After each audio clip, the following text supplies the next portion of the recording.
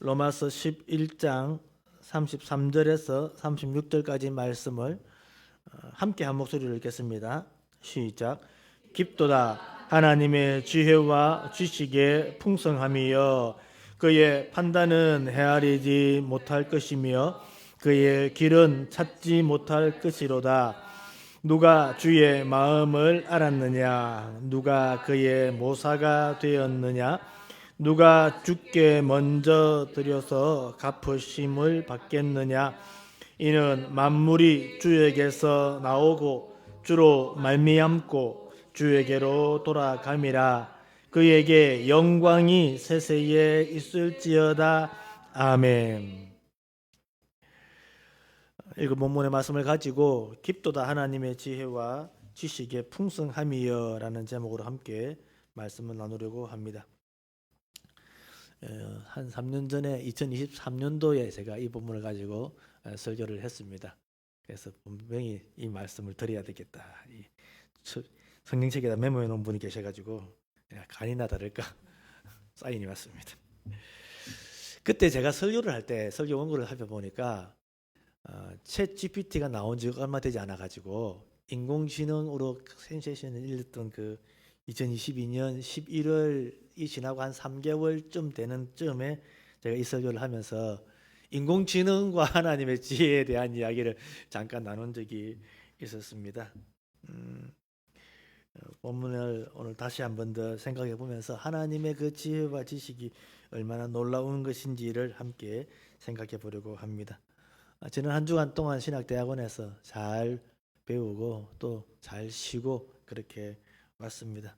성도들이 배려해 주시는 덕분에 그냥 아무 생각 없이 쉬고 이렇게 공부하는 이런 시간들은 목회자에게 또 큰 위로가 되고 또 양분이 되기도 합니다. 감사합니다. 오늘 본문의 말씀을 한번 보실 때 로마서 11장이라고 하는 이 자리는 로마서의 터닝 포인트가 되는 자리입니다. 1장부터 11장까지의 한 큰 단락과 12장부터 16장까지의 또 큰 단락, 이 두 가지의 단락을 정리하고 한 단락을 정리하고 다음으로 넘어가게 만드는 그 맥락의 중간에 있습니다. 그래서 바울은 로마서 1장부터 11장까지 계속적으로 말하고 있는 게 하나님의 구원 역사입니다. 하나님이 어떻게 우리를 구원해 가시는지를 설명하고 있습니다. 그래서 1장부터 3장까지는 우리가 죄인이라는 사실입니다. 모든 사람이 죄를 범하였음에 하나님의 영광에 이르지 못하더니 우리의 죄와 비참함에 대한 내용이 로마서 1장에서 3장까지의 내용입니다.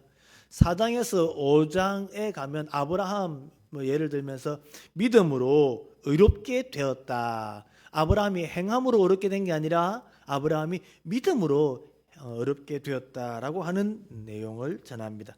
그리고 6장에서 8장까지는 거룩하게 변화되는 삶, 그리고 구원의 확신, 이것들을 설명해 주고 있는 것입니다.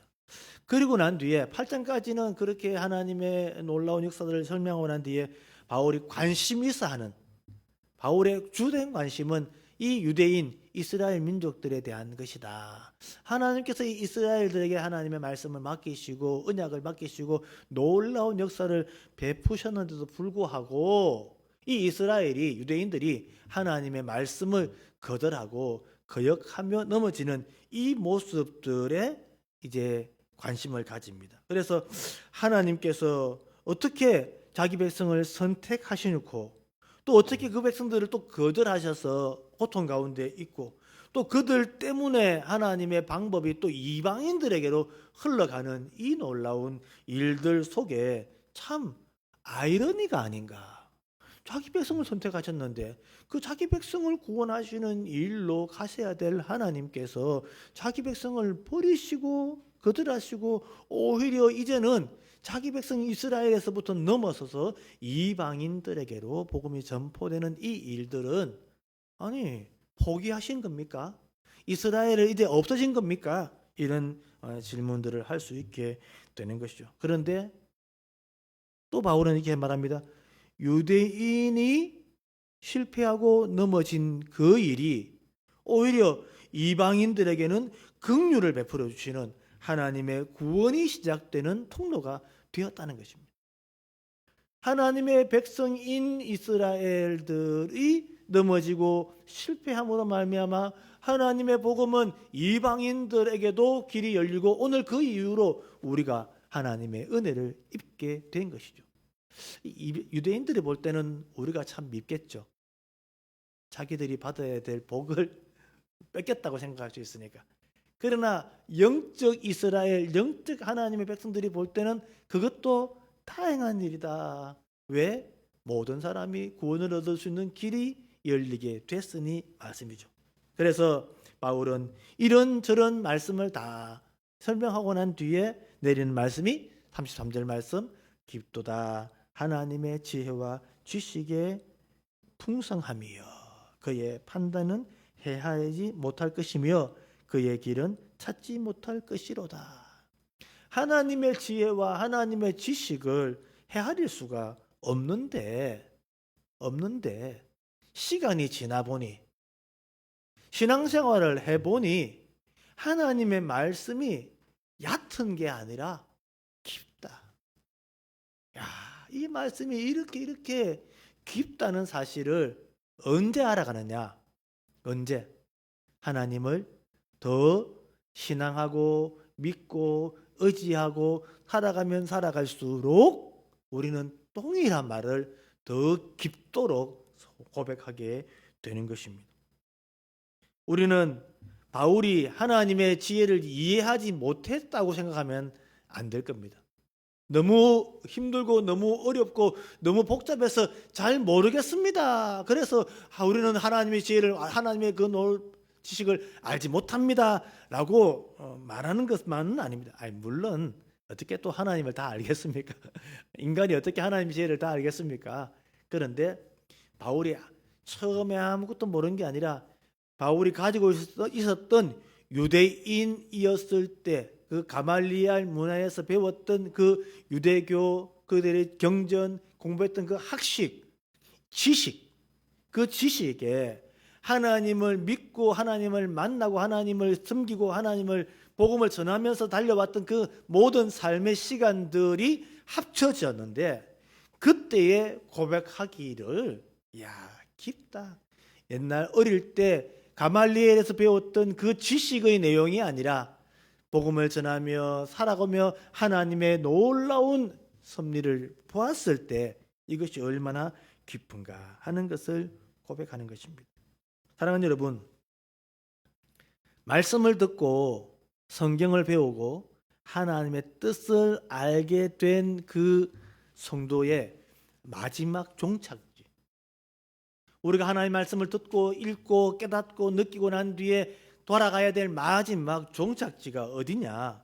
바로 하나님에 대한 찬송과 예배입니다. 하나님에 대한 찬송과 예배입니다. 그래서 여러분, 우리 신앙에서 가장 하이라이트가 뭡니까? 우리 신앙에서 가장 영광스러운 자리가 어디입니까? 바로 예배 자리입니다. 예배의 자리는 어릴 때는 그냥 따라가야만 되는 자리였어요. 끌려가야 될 자리예요. 안 가면 혼나는 자리였어요. 저 같은 경우에. 그래서 예배가 의무였고 예배가 무겁고 예배가 힘들었어요. 어느 정도 시간이 지나고 나면 예배의 그 순서와 의미와 그 믿음의 고백들을 하나씩 둘씩 경험해 갈 때마다 기쁨의 그런 시간이 되기도 합니다. 그러나 마지막 종착지는 우리가 믿고 의지하고 살아간 모든 것들을 하나님 앞에 무릎 꿇고 아멘입니다. 아멘입니다. 내 하나님 말씀이 옳습니다. 여러분, 이것이 바로 바울이 우리에게 주고 있는 메시지입니다. 조금 결론을 빨리 당겨서 말씀드린다면 12장 1절 한번 보십시오. 삭제 나왔지만 12장 1절. 그러므로 형제들아, 그러므로가 어디서 나옵니까? 깊도다 하나님의 지혜와 지식의 풍성함이여 에서 나오는 것이고 1장부터 11장까지의 그 모든 내용들을 다 정리한 그러므로 형제들아 내가 하나님의 모든 자비하심으로 너희를 권하노니 너희 몸을 하나님이 기뻐하시는 거룩한 산 제물로 드리라. 이는 너희가 드릴 영적 예배니라. 그 예배가 어떤 예배라고요? 우리 자신을 거룩한 산 제물로 하나님께 드려지는 우리가 제물되는 그 예배가 우리가 예배하고 우리가 성경 읽고 우리가 기도하고 우리가 하나님을 경험한 우리의 모든 삶의 종착지가 되는 것입니다. 하나님의 지혜와 지식이 깊은 이유에 대해서 한번 살펴보기를 원합니다. 첫 번째로는 하나님의 지식이 우리와는 차원이 다르다는 것입니다. 33절 말씀 보십시오. 그의 판단은 33절 깊도다 하나님의 지혜와 지식의 풍성함이여 그의 판단은 헤아리지 못할 것이며 그의 길은 찾지 못할 것이로다. 하나님의 지식은 정보량에서도 차이가 나지만 그러나 존재 자체가 다르신 분이에요. 하나님은 하나님의 그 지식 그것이 정보량으로 따져도 엄청나게 많지만 하나님의 그 우리 인간이 아닌 창조주이신 하나님이시기 때문에 그 존재가 완전히 다른 것이죠. 그리고 한 사건을 우리는 부분적으로 보고 시간의 굴레 안에서 갇혀서 보고 있지만 하나님은 과거부터 현재까지 또 미래까지를 다 알고 계신 그런 하나님이시네. 그 지식을 어떻게 우리가 감당할 수 있겠습니까? 여러분 이사야 46장 10절 말씀을 한번 보십시다. 구약성경 이사야 46장 10절 말씀입니다.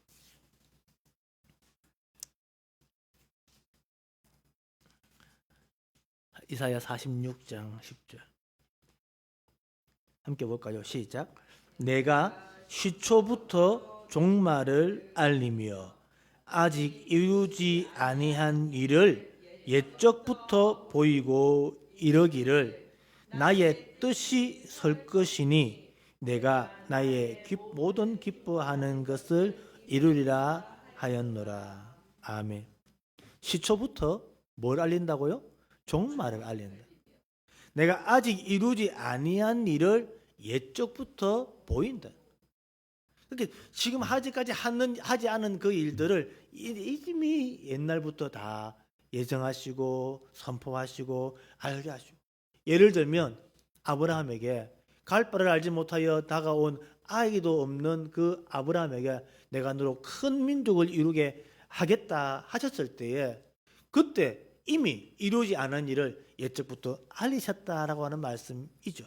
또한 더 놀라운 사실은 한 아기가 우리에게 낳고 하며 예수 그리스도 메시아에 오실 것을 미리 선포하고 계신 그 하나님의 지혜와 지식을 우리는 기억해야 할 것입니다. 사실 하나님 칼빈은 이렇게 말합니다. 하나님의 섭리는 단순히 미래를 아시는 게 아니라 하나님은 미래를 알고 계신다. 미래의 일을 안다는 게 아니라 하나님께서 이것을 계속 다스리며 나아가고 있는 것입니다. 2023년도 3월, 2월 달쯤 됐으면 챗 GPT에게 지금 대통령이 누구냐 이렇게 물었더니 엉뚱한 이야기를 하고 훈민정음에 챗 GPT가 나오지 않냐라고 물어보면 나온다고 이렇게 답하기도 하는 그런 아주 그래서 챗 GPT가 좀 멍청하다라는 말들도 처음에는 좀 나왔습니다. 요즘은 그렇지 않습니다. 요즘은 더 개발되고 발달됩니다. 여러분 지금 최근에 미국에 있는 웬만한 큰 회사들이 문을 닫을 만큼 서비스하는 모든 회사들이 문을 닫을 만큼 큰 충격적인 또 기술들이 개발되고 있습니다.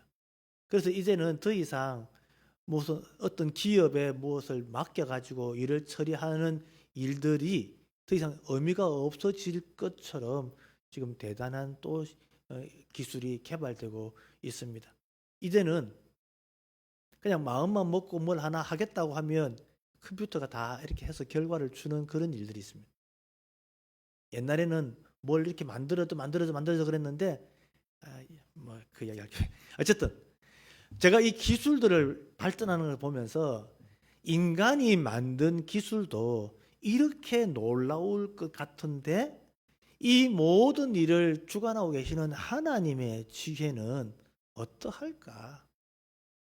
우리는 어떻게 해야 될지 알지 못하는 시대를 살아가지만 하나님께서는 그 일 가운데 할 수 있는 방법을 제공하시고 우리가 아브라함이 하나님께 받은 언약처럼 내 자손이 이와 같이 많으리라 했을 때에 아브라함은 아이를 낳을 수 있는 상황도 아니었기에 방법이 없잖아요. 근데 하나님은 그 말씀을 하시고 하나님께서 그 지혜로 아브라함에게 자녀가 있도록 하시고 그 자녀로 말미암아서 이어지는 역사들을 하나님 만들어 가시는 능력의 하나님, 지혜의 하나님. 우리는 그 지혜와 그 지식의 풍성함을 고백해야 하는 것이죠.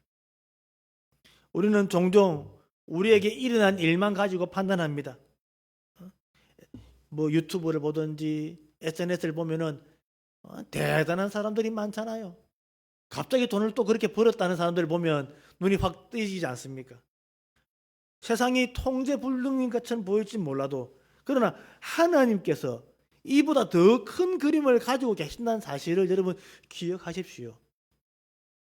노아 때에 홍수가 나서 세상이 잠길 것이라고 상상 못했습니다. 그러나 하나님께서 그 일들을 하십니다.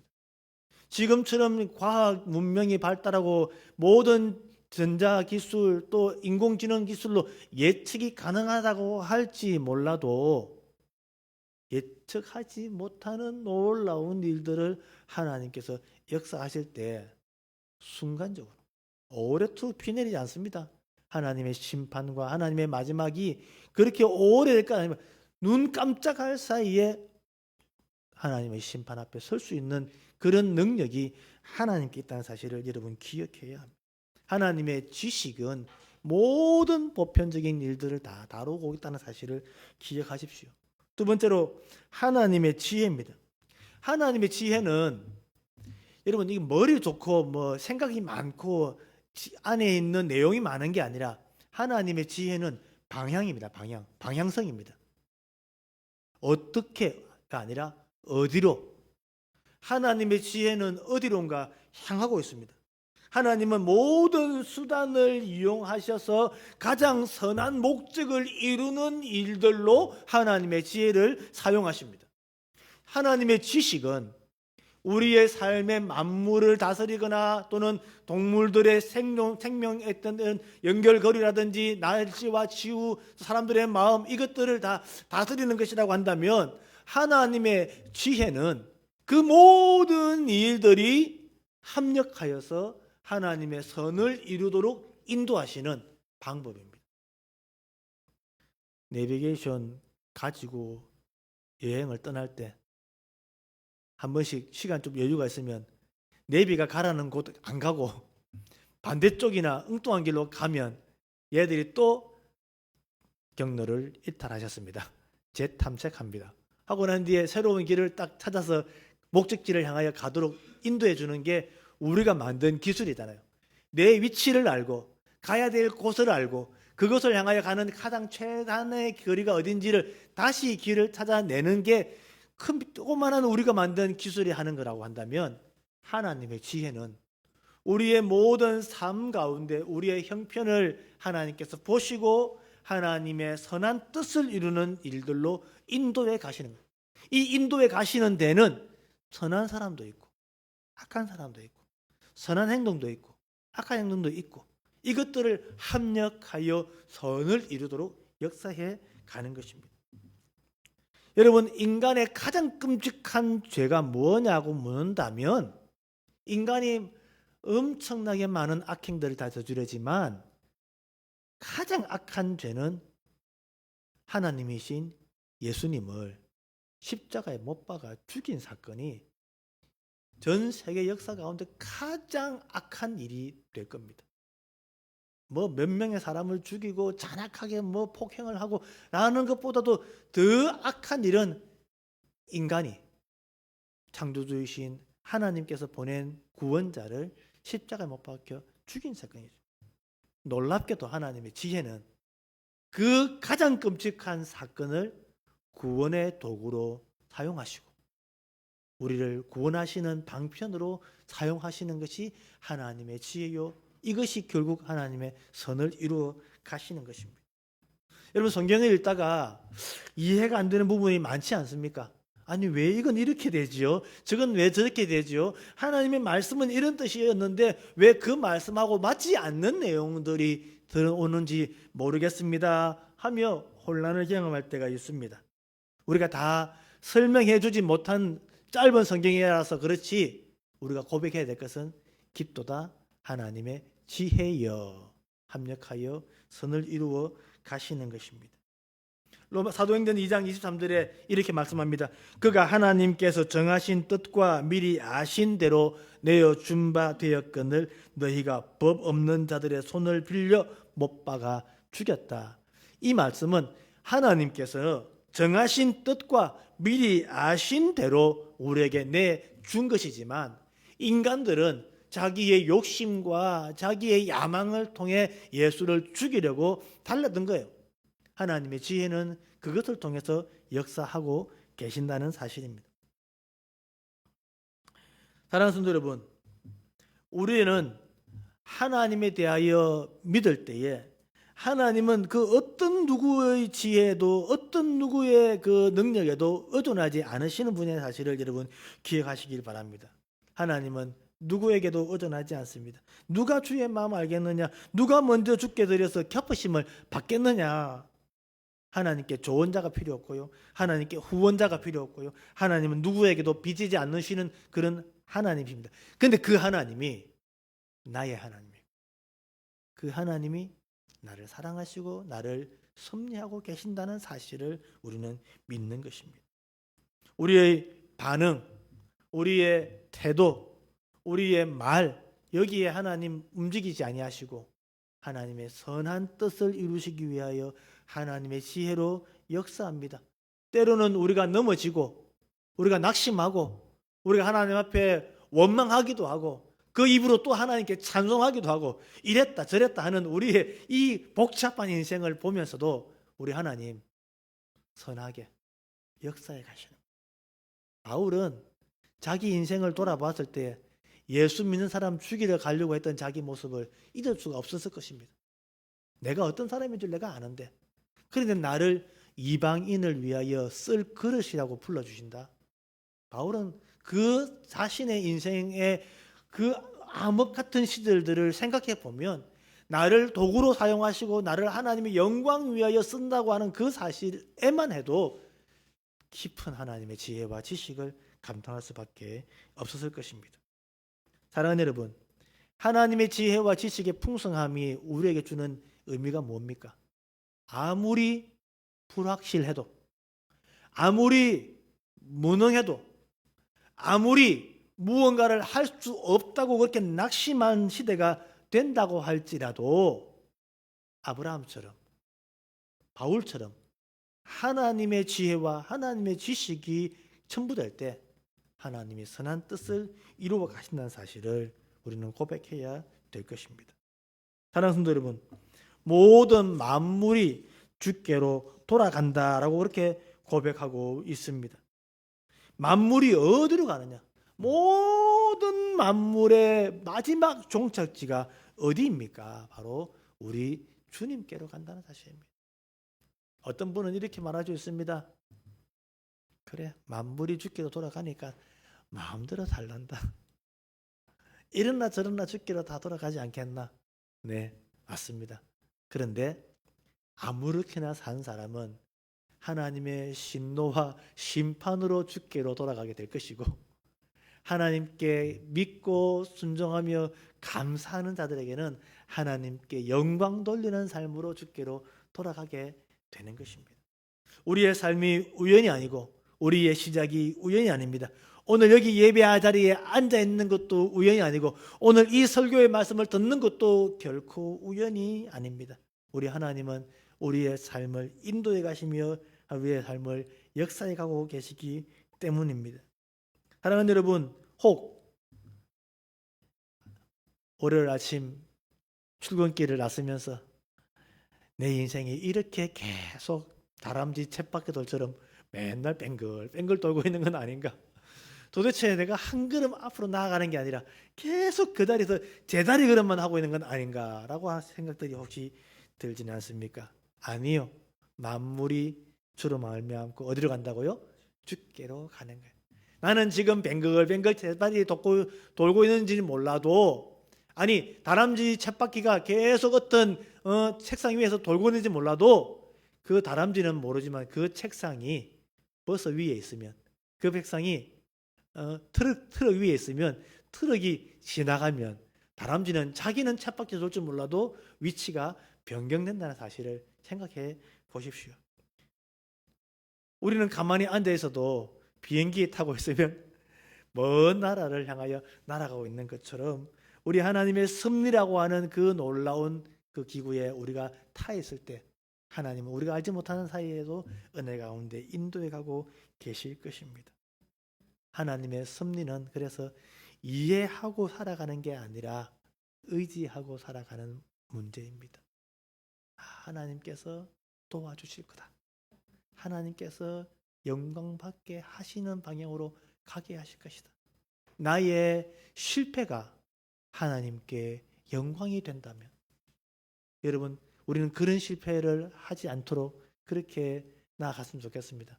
우리의 순종과 우리의 감사와 우리의 찬양이 하나님께 영광이 되는 삶이 되었으면 좋지 않겠습니까? 말씀을 정리하면서 우리 어떻게 살아야 합니까? 하는 것이죠. 우리 오늘 함께 나누어야 될 그런 주제들은 다 하나님의 섭리와 관련된 내용들입니다. 우리 오후에도 하나님의 섭리를 한 번 더 살펴보게 될 것입니다. 하나님의 섭리에 순종하며 살아갑시다. 여러분, 우리가 순종해야 될 게 두 가지 있습니다. 첫 번째로는 계명적 순종이라는 게 있습니다. 계명적 순종. 우리가 흔히 알고 있는 순종하면 복을 받고 하나님이 하라고 하는 것들을 할 때에 하나님의 은혜를 베풀어 주시는 것들이죠. 그런데 이 계명적 순종을 삶을 살아가는 도중에 우리는 도무지 이해가 안 되는 장면을 만나죠. 욥을 보십시오. 계명적인 순종을 얼마나 잘하며 삽니까? 그러면 그 계명의 결과가 축복이고 형통이고 잘 되어야 되는데 그게 그렇게 되지 않고 고난과 역경으로 찾아오는 것이죠. 여러분, 요셉을 보십시오. 감옥에서 얼마나 계명적인 순종을 많이 했습니까? 그런데 결과가 당장 돌아오지 않지 않습니까? 모른 채하고 몰라 잊어버립니다. 그러나 섭리적 순종이라고 하는 것은 바로 그 일을 통하여, 욥의 인생을 통하여 하나님을 더 알게 되어 내가 전에는 귀로만 들었사온데 이제는 내가 눈으로 봅니다 고백하듯이, 요셉의 인생 가운데 그렇게 감옥에서 내가 그렇게 섬기고 충성했을 때 하나님이 형통하게 하셨는데 라고 하지만 그 이후에 하나님의 섭리적인 역사들은 그를 애굽의 총리로 세우고 이스라엘 백성들을 구원하는 일로 인도해 가는 일들을 우리가 본다는 것이죠. 그래서 하나님의 섭리에 순종합시다라고 하는 말씀을 드리는 겁니다. 나는 이해 안 됩니다. 왜? 하나님의 지혜와 지식을 알지 못하기 때문입니다. 그러나 나는 믿습니다. 나는 그러나 믿습니다. 하나님이 우리를 섭리해 가시고 있음을 믿는다는 것입니다. 이 하나님의 섭리를 인정하고 믿는 성도는 하나님께 찬양합니다. 그에게 영광이 세세에 있을지어다. 그에게 영광이 세세에 있을지어다. 내가 어떤 길, 내가 어떤 성경, 내가 어떤 문제, 내가 어떤 어려움 가운데 있다 할지라도, 지금은 눈물겹고 지금은 아프고 지금은 힘들고 지금은 왜 그러십니까 하고 마음에 답답함이 찾아올지 몰라도, 그러나 우리의 마음속에 아직 결과가 보이지 않는다면 주여, 나는 하나님의 섭리를 믿습니다. 나는 하나님께서 하실 일들을 믿습니다. 고백하며 사는 것입니다. 그리고 우리 하나님께 영광의 찬송을 돌려드리는 것입니다. 오늘 우리의 삶 속에 힘들고 어려운 일 다가올 때, 기쁘고 즐거운 일 다가올 때 하나님께서 하셨습니다. 만물이 주로 말미암고 주에게로 돌아갑니다 라고 고백하며 우리 하나님께 나아가는 저와 여러분 되시기를 주님의 이름으로 축원합니다. 아멘. 섭리하시는 하나님을 여러분 기억하시며 함께 찬양하십시다. 찬송가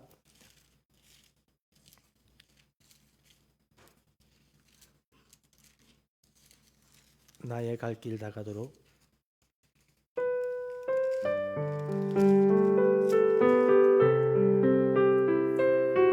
384장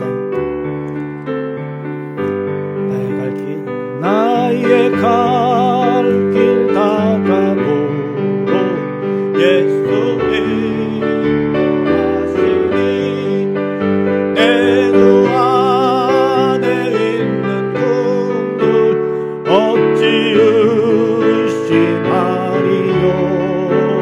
믿음으로 사는 자는 하늘 위로 받겠네. 무슨 일을 만나든지 만사 영통하리라.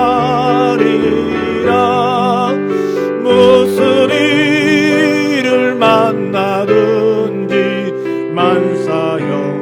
한 번 더 찬양합니다. 1절 나의 갈 길 다가도록 나의 갈 길 다가도록 예수 인도하시니 내 주 안에 있는 긍휼 어찌은 믿음으로 사는 자는 믿음으로 하늘 위로 받겠네.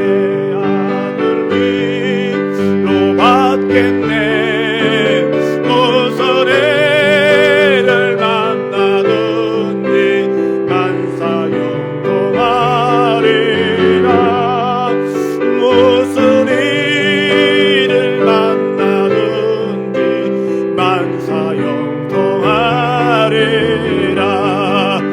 나의 갈 길 다가도록 예수의 어려운 일 당한 때도 어려운 일 당한 족한 은혜 주시다는 심히 나는 힘이 고단하고 영원 내로 가라나.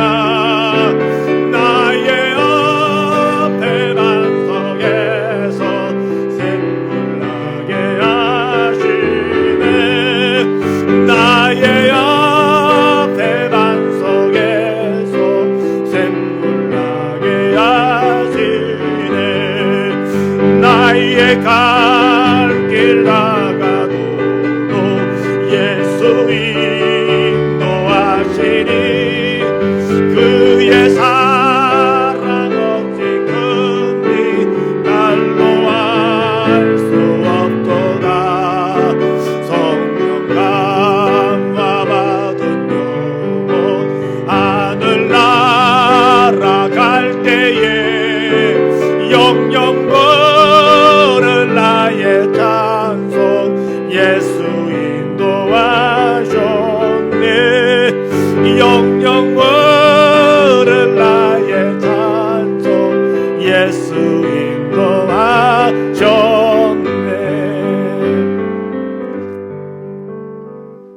참 좋으신 아버지 하나님, 우리 인생에 힘들고 어려운 어두운 터널 같은 시간을 지나갈 때 하나님 왜 이러십니까? 하나님, 하나님의 뜻을 이해할 수 없고 도대체 어디를 향하여 가는지 알지 못합니다. 답답하며 힘들어하는 그때 오늘 이 말씀이 기억나게 도와 주시옵소서. 하나님의 지혜와 하나님의 지식이 풍성하면 돼. 하나님, 나는 알지 못하지만 하나님께서 나를 인도하고 계심은 믿습니다. 하나님, 나는 아프지만 만물이 주께로 돌아갈 것을 믿습니다. 하나님, 선한 일에 내가 사용되어질 수 있도록 하나님, 많은 성경의 인물들 가운데 악한 일들로 범죄하는 일들로도 하나님의 선한 일을 이루지만 하나님, 말씀 주시고 믿음 주시고 하나님의 은혜 허락해 주셔서 하나님 앞에 아름답게 쓰임 받도록, 하나님 앞에 충성되게 쓰임 받도록 주여 인도하옵소서. 고백할 때마다 우리 아버지 하나님 역사하여 주시옵소서. 어두운 터널을 지나가는 모든 성도들에게 주의 영광이 있음을 소망이 되게 해주시고 주께서 우리와 함께 하시는 은혜를 경험할 수 있게 도와주셔서 눈물을 닦고 소망을 가지며 주 앞에 찬송으로 우리의 산 제물로 드리는 영적 예배로 나아갈 수 있게 인도해 주시옵소서. 감사하고 예수님의 이름으로 기도합니다. 아멘. 이제는 우리 주 예수 그리스도의 은혜와 우리 아버지 하나님의 무한하신 사랑하심과 성령님의 교통하심의 역사하심이 함께 모인 모든 성도들 머리 위에 이제부터 영원토록 함께 있을지어다. 아멘.